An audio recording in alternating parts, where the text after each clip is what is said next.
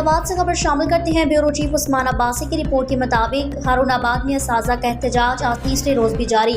नए कवानीन और गिरफ्तारियों के खिलाफ शहर शहर मुजाहरे, लिव इन कैशमेंट और पेंशन कवरेज में तब्दीली और सरकारी स्कूलों की प्राइवेटाइजेशन पर एहतजाज।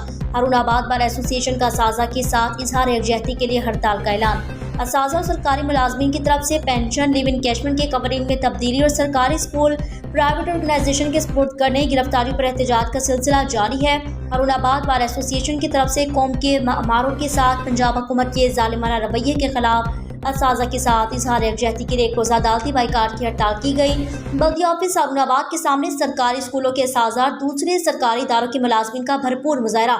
एहतजाजी रैली में शरीक असाजा व मुलाजमीन ने हाथों में प्ले कार्ड्स उठा रखे थे जिन पर मुतालबात के हक में नारे दर्ज थे।